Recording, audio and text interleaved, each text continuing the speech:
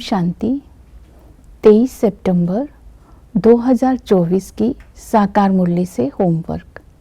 आज की मुरली से हम लक्ष्य लेंगे, विश्व का मालिक बनने के लिए संपूर्ण पावन बनने का पुरुषार्थ करना है। संपूर्ण पावन बनने के लिए आज कुछ बातों पर बाबा ने अटेंशन दिलवाया। ये बातें आज बुद्धि में रखेंगे। संपूर्ण पावन बनने के लिए सबसे पहले जो धारणा है उसको स्मृति में रखना है, क्योंकि बाबा कहते तुम्हें 21 जन्म के लिए स्वर्ग का मालिक बनना है तो अपने अंदर की खामियों को निकाल देना है।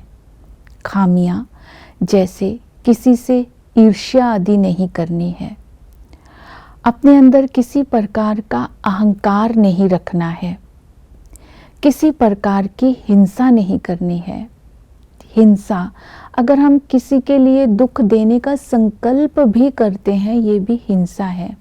बाकी काम कटारी चलाना, लड़ाई झगड़ा करना, ये तो हिंसा है ही, लेकिन संकल्प से भी हिंसा नहीं करनी है। बाबा ने कहा उदार चित्त बन करके एकता की नींव को पक्का करना है। उदार चित्त का अर्थ है विशाल दिल। विशाल दिल होगा तो हम सबकी बातों को समा लेंगे और भिन्नता होने के बावजूद भी सबके साथ एक बन करके चल पाएंगे। तो इसके लिए समाना, अपने दिल को बड़ा रखना, ये बहुत ज़रूरी है। ये धारणा करनी है। फिर बाबा ने कहा निश्चिंत रहना है, क्योंकि चिंता भी अपवित्रता है।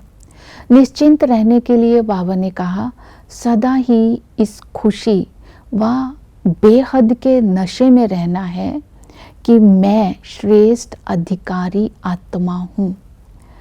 अपनी सारी जिम्मेवारियाँ बाप को सौंपकर निमित्त बनकर सेवा करनी है। तो ये बहुत विशेष धारणाएं जब आत्मा के अंदर आ जाएंगी तो संपूर्ण पावन बनना सहज है। दूसरा, संपूर्ण पावन उसे कहते हैं जो ऑनेस्ट होते हैं।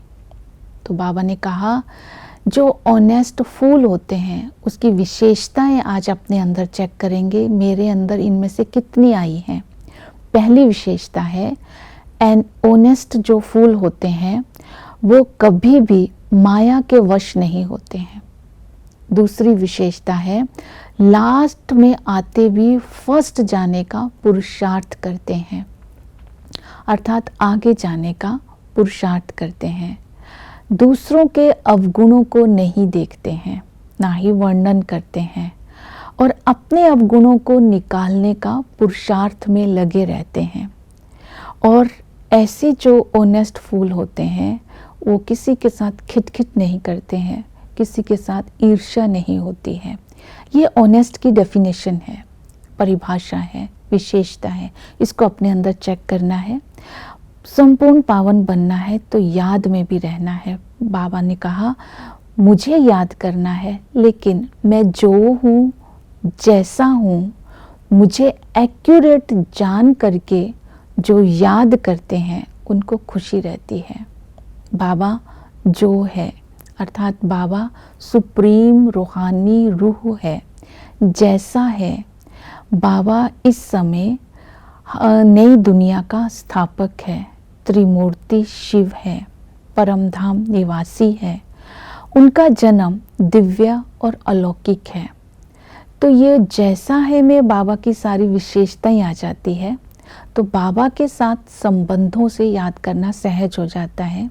इस संगम पर बाबा ब्रह्मा तन में प्रवेश कर हमें विश्व का मालिक बनने की युक्ति बताते हैं। अर्थात हम जब बाप का बनते हैं तो वर्षे के अधिकारी बन जाते हैं, क्योंकि बच्चा बनना अर्थात अधिकारी बन जाना। हम बच्चे ही उस बाप को जब टीचर के संबंध से याद करते हैं तो वो हमारा टीचर ज्ञान सूर्य है। ऐसा ज्ञान देता है, ऐसी पढ़ाई पढ़ाता है जिससे हम ऊंच पद पाते हैं। वो ज्ञान सूर्य हमें ज्ञान देकर खुद गुम हो जाता है। अर्थात जब हम इस ज्ञान को जो बाबा हमें देते हैं उसको जीवन में धारण कर लेते हैं, फिर इस ज्ञान की दरकार नहीं रहती। जब ये धारणा हो जाती है तब हमें ऊंच पद मिल जाता है, अर्थात भविष्य राजाई मिलने के बाद ये ज्ञान की दरकार नहीं रहती है। फिर बाबा ने कहा सेंसिबल बच्चे ही इस ज्ञान को काम में लाते हैं। एम ऑब्जेक्ट तो सबके सामने ही है। बाबा ऐसा ज्ञान देते हैं जिससे बुद्धि का ताला खुल जाता है। वही बाप जब सतगुरु बन कर के आते हैं तो सरग की सदगति करते हैं, अर्थात हम सबकी सदगति हो जाती है, हम सतयुग के लायक बन जाते हैं। वही बाप जब ब्रह्मा तन में प्रवेश कर हमारे साथ खाते हैं, पीते हैं, खेलते हैं, अभी हम अव्यक्त रूप में वो खुदा दोस्त की अनुभूति कर सकते हैं। साकार में दादियों ने भी बाबा के साथ खुदा दोस्त की अनुभूति करी है। तो इस तरह संबंधों का जब हम रस लेंगे बाबा से तो संस्कारों में प्योरिटी स्वतः ही आएगी। तो अपने को संपूर्ण पावन बनाना है तो चक्र को भी बुद्धि में रखना है। बाबा ने कहा स्टार्टिंग में ये दुनिया गोल्डन एज थी, कोई शास्त्र नहीं थे, उस समय कर्म श्रेष्ठ थे, हमारा धर्म श्रेष्ठ था, सभी देवता कहलाते थे, हम पूज्य थे। जैसे ही मध्य में आए हमारे विकारी बनने के कारण कर्म और धर्म भ्रष्ट हो गए। हमने इतने शास्त्र भी पढ़े, भक्ति भी करी, फिर भी नीचे गिरते गए। जब तमो प्रधान हो गए, रावण राज्य आ गया तो अंत में फिर बाबा आकर के हमें स्मृति दिलाते हैं, अब तुम्हारा 84 जन्मों का पाठ पूरा हुआ, अब तुम्हें पावन बनना है। पावन बनने के लिए पहले तुम्हें ब्राह्मण बनना होगा, फिर तुम देवता बन सकते हैं।